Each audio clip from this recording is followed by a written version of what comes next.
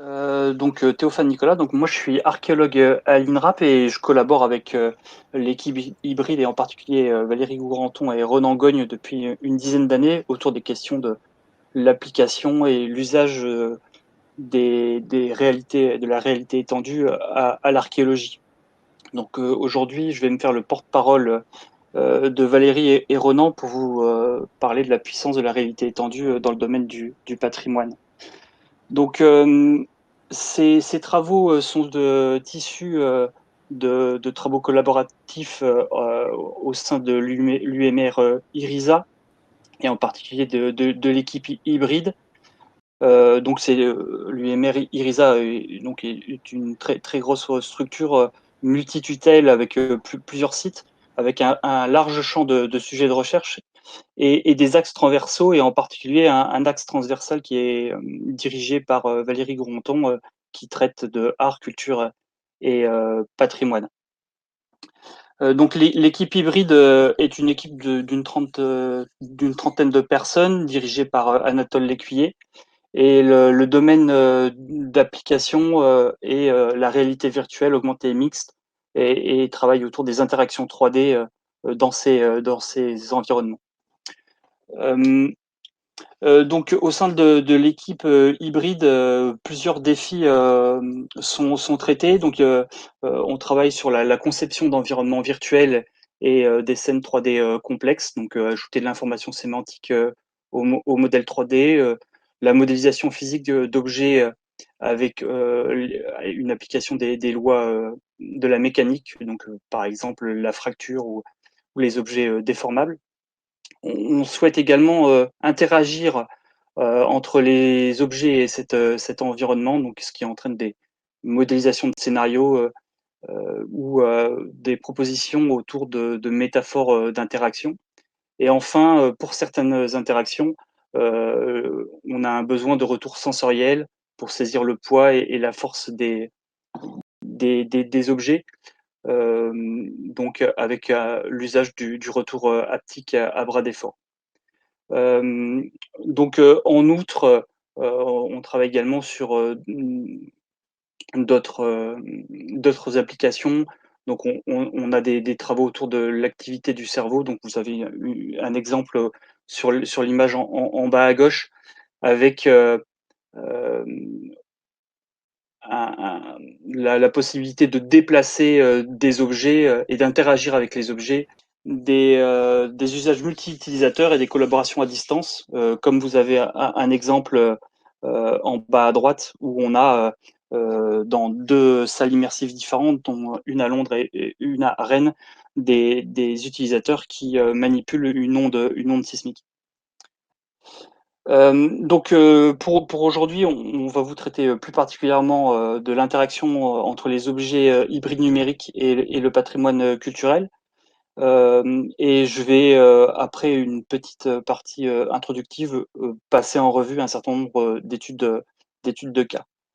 Euh, les problématiques de collaboration entre hybrides et puis différents métiers du patrimoine, donc archéologue, restaurateur, conservateur. On a également euh, des musées tournent autour de l'acquisition et la restitution d'objets patrimoniaux.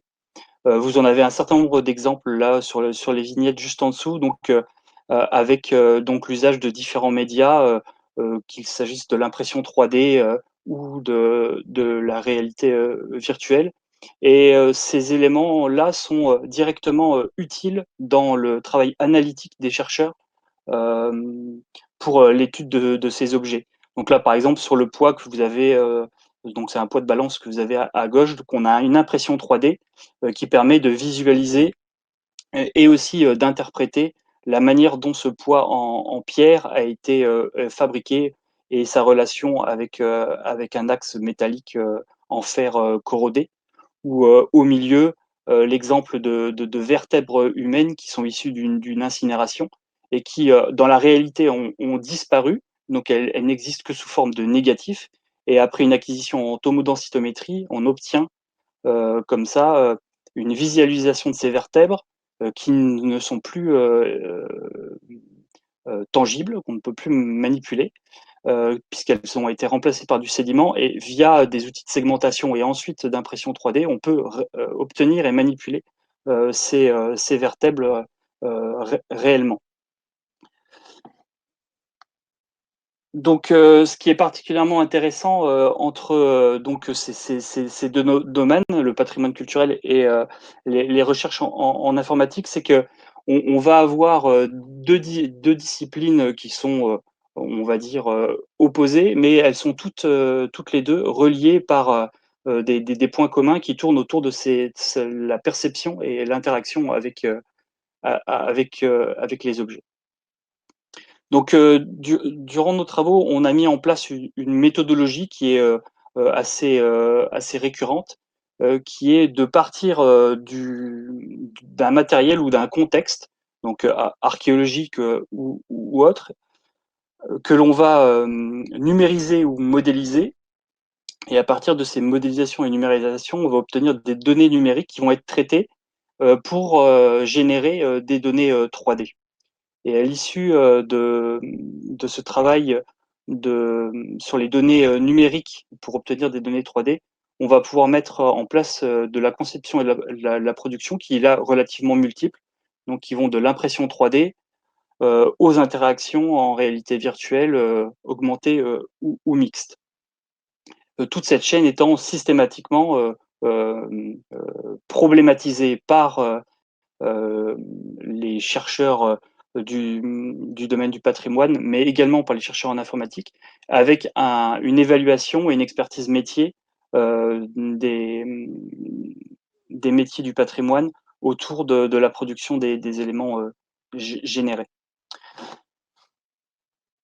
Donc, je vais développer plusieurs, études de cas. Donc la première, c'est, l'étude d'une momie de chat qui est conservée au musée des beaux-arts, à Rennes. Donc, vous l'avez en vignette en haut à gauche, donc, qui est une momie relativement, bien conservée, qui est un dépôt du musée du Louvre au musée des Beaux-Arts. Donc, par définition et par nature, hein, le travail de l'archéologue pour comprendre et pour étudier, ces objets est souvent obligé, de détruire, les contextes. Là, en l'occurrence, si on voulait étudier l'intérieur de la momie, d'un point de vue manuel, il faudrait faire, un débandelettage, et puis, ensuite récupérer ce qu'il y a à l'intérieur pour l'étudier. Alors l'intérêt, d'un certain nombre d'outils, notamment la tomodensitométrie, c'est qu'on peut visualiser, l'intérieur de cette momie sans même, y toucher de manière, physique. Donc c'est ce qui a été, fait ici.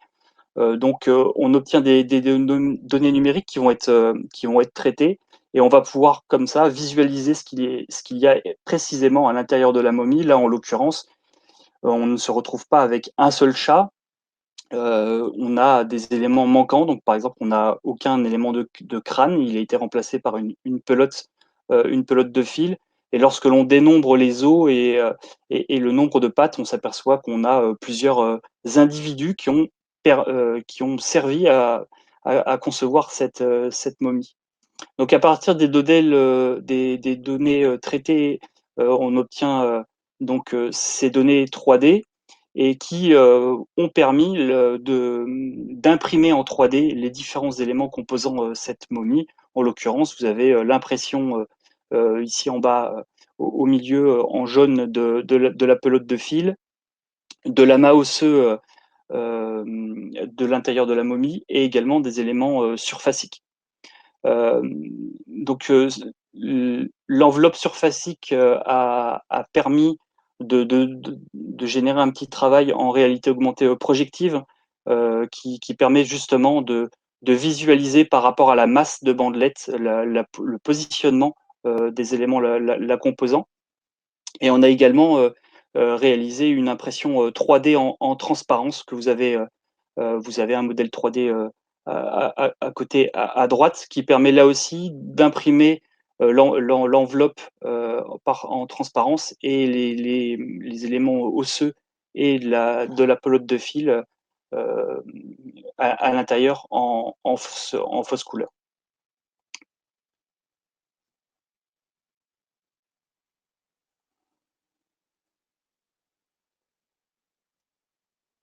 Donc une petite séquence pour vous montrer les travaux donc sur cette momie. Euh, les, les, les acquisitions en tomodensitométrie sont obtenues sur un scanner de type médical, mais qui a été reconditionné à usage industriel, donc il permet de visualiser l'intérieur de la momie et ensuite d'obtenir les différents modèles 3D qui vont servir à, à générer ensuite les, euh, les impressions 3D ou les travaux en réalité augmentée. Je passe rapidement. Donc voilà l'exemple de la réalité augmentée projective. Par la suite, on a fait tout un travail qu'on a adapté sur un système HoloLens. Donc une autre étude de cas, alors là aussi on est toujours en contexte archéologique, donc il y a un contexte archéologique, donc c'est une fouille d'une tombe princière dans les Ardennes, à Wark, hein, qui date du IIe siècle avant Jésus-Christ. Vous avez, alors la vignette est un peu petite, mais sur la photo en haut à gauche, vous visualisez le fond de la tombe. Donc on a un char en bois qui est plutôt à droite, et devant vous devez enfin, visualiser plus ou moins bien les squelettes de deux chevaux qui sont harnachés au char. Et sur le char, on a un défunt qui était placé au milieu. Donc c'est une fouille qui est relativement exceptionnelle, euh, qui a fait l'objet d'une fouille qui a été conditionnée par les conditions notamment de temps, donc sur un laps de temps relativement court, mais aussi du contexte géographique local, qui est que en fait on est quasiment au niveau de la nappe phréatique, donc on a des remontées d'eau qui sont relativement importantes, qui fait que les éléments que vous voyez, par exemple osseux là, des chevaux, font moins d'un millimètre d'épaisseur. Donc on n'a pas pu fouiller finement cette tombe sur le terrain. Et le responsable d'opération a pris l'initiative de faire des très gros prélèvements en bloc, hein. On a prélevé des sections de chevaux ou de la tombe dans des blocs qui font à peu près 80 cm de long sur une trentaine d'épaisseur. Et chacun de ces blocs a été passé en tomodensitométrie. Donc vous avez un exemple en bas à droite donc d'un crâne de cheval euh, et là, l'intérêt, c'est que du coup, on a tout ce qui est harnachement ou éléments organiques en cuir ou des tout petits éléments on voit sur la tomodensitométrie des petits clous qui sont présents sur, euh, sur, euh, sur le crâne, qui sont à peine visibles, hein. Les clous font 2 mm de long pour 1 mm de diamètre, mais qu'on visualise très bien en tomodensitométrie, qu'on peut restituer comme ça très précisément. Alors là aussi, les données 3D nous ont permis de faire une impression 3D en transparence de cet élément du crâne et qui permet de restituer très précisément dans l'espace tout le système de harnachement. Alors l'autre intérêt là du numérique, c'est que pendant la fouille, une couverture photogrammétrique a été mise en place. Et à partir de ces données issues de la photogrammétrie, on a pu restituer, et c'est ce qui est représenté par les deux grandes photos sur la diapo, le volume et tous les objets de la tombe. Et ensuite, en réalité virtuelle, pouvoir euh, déambuler dans cette tombe et pouvoir visualiser les objets les uns avec les autres. Là, en l'occurrence, c'est très important pour l'archéologue, puisque au vu des conditions, on a juste pu ouvrir la tombe, donc qui fait 4 mètres par 5 mètres, et on est descendu à la verticale. Et en fait, donc il y avait un plancher qui descendait au fur et à mesure de la fouille, et les fouilleurs n'ont pu voir l'étendue et la localisation de tous les objets qu'à travers des petites fenêtres qu'on ouvrait sur le plancher. et l'archéologue n'a réellement pu percevoir la totalité de la tombe que sous le modèle photogrammétrique et la réalité virtuelle. Avec l'intérêt là aussi de pouvoir surimposer dans ce modèle toutes les vues en tomodensitométrie qui ont été faites en laboratoire par la suite. Donc on va quitter l'archéologie et pour passer plutôt dans le domaine historique. Donc avec une installation donc qui s'appelle Evolution, qui est un partenariat entre l'université de Rennes 1 et de Rennes 2. Donc il propose une expérience immersive où le spectateur explore une représentation visuelle et musicale interactive des principales périodes de l'histoire de la musique occidentale. Et le contenu musical est constitué de compositions originales basées sur le thème de l'art de la fugue de Bach et qui illustre ces 8 grandes périodes musicales de l'Antiquité à la période contemporaine. Et les interactions qui sont mises dans cette installation sont de plus en plus complexes au fur et à mesure de la période. Alors là, pour le coup, je vais essayer de vous mettre une vidéo un peu plus longue avec du son. Able to let people discover Evolution during various educational initiatives for college and high school students, or at events focusing on the relations between arts and science. The Evolution project is an original creation at the crossroad between art, culture and science. The numerous interactions and immersion enable the users to get involved in the historical visit and to soak up the visual and sound elements. A magical dimension made possible by virtual reality, and one that calls upon the visitor's emotion and imagination.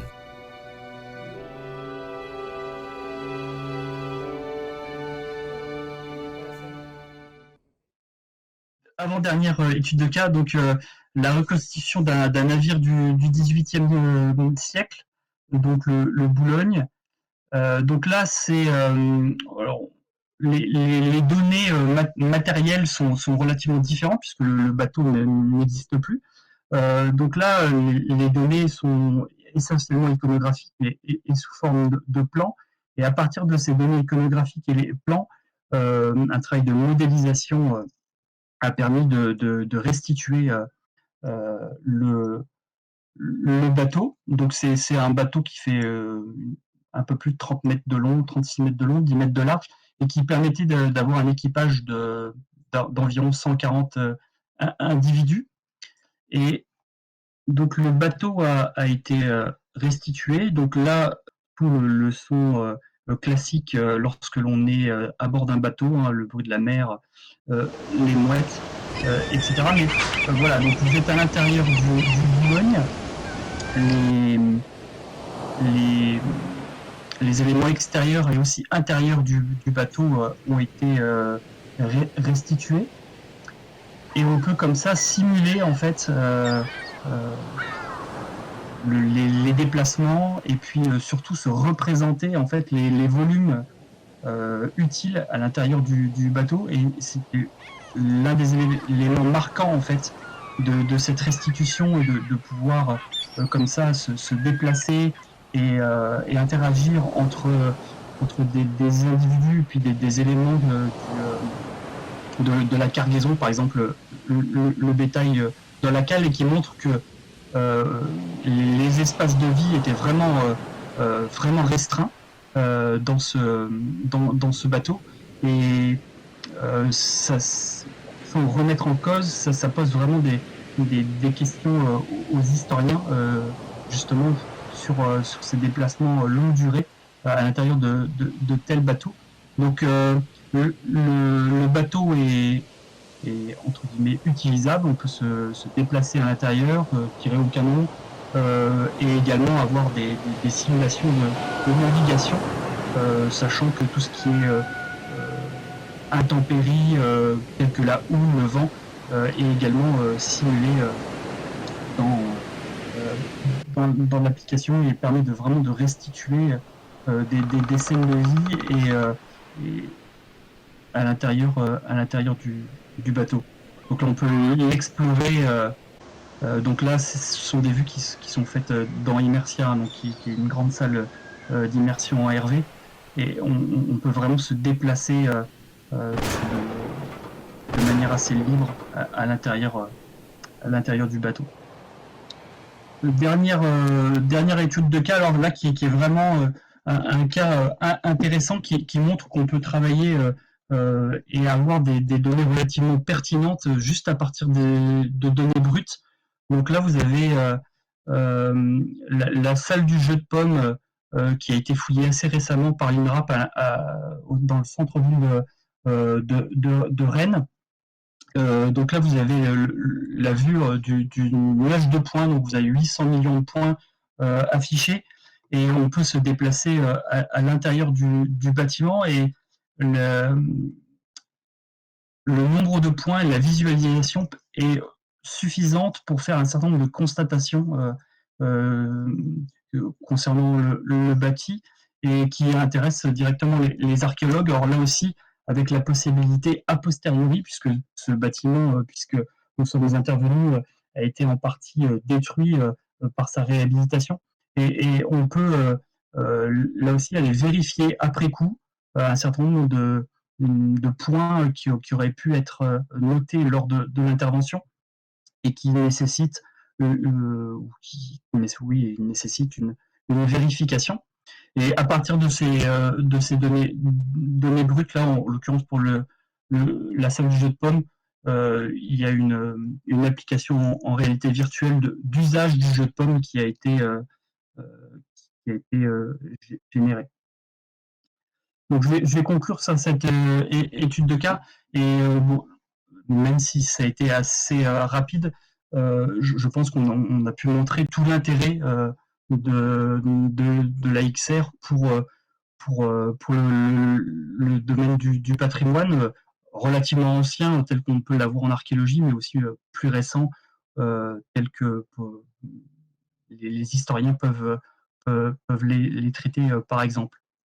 Et ce qui est particulièrement intéressant là, c'est vraiment l'interaction qu'on peut avoir avec ces objets en XR, qui ne sont pas pour les archéologues de la simple restitution d'objets, mais on peut vraiment avoir des degrés d'analyse qui sont importants, et qui peuvent aller même au-delà de ce qu'on peut faire sur les objets réels, puisqu'on peut voir des choses qui sont invisibles et manipuler des objets qui sont non manipulables. Et ensuite, ce qui est particulièrement intéressant, pardon, c'est le fait qu'on puisse vraiment enrichir ces objets numériques à partir d'informations qui sont plurielles. Et on a ainsi un objet qui est particulièrement intéressant pour générer de nouvelles connaissances. Donc, je vous remercie pour votre attention, et puis si vous avez des questions, je pense qu'on verra ça dans la discussion en fin d'après-midi. Merci beaucoup, cher Théophane. C'était vraiment très intéressant de voir les différents rôles que pouvait avoir la VR, la XR en archéologie. Il est évident pour nous, en tout cas du point de vue d'une école d'art et de design, et dans l'idée d'un état des lieux de la recherche-création, on posera des questions sans doute en lien avec tout ce que ça apporte en termes de perception, de compréhension, mais aussi de narration pour le chercheur et pour le public, ce qu'on appelle la médiation, évidemment, du travail scientifique. Et je pense qu'on reviendra sans doute sur les derniers exemples que vous avez montrés, mais en soi, c'était déjà très intéressant de prendre conscience des enjeux de restitution des espaces, que ce soit des espaces de fouille ou tout simplement des espaces de vie, comme dans le dernier exemple que vous avez pu montrer. Mais on y reviendra effectivement en fin de session, à partir de 15h30 environ, pour discuter de toutes les interventions et des questions qu'on aimerait poser pour les auditeurs également.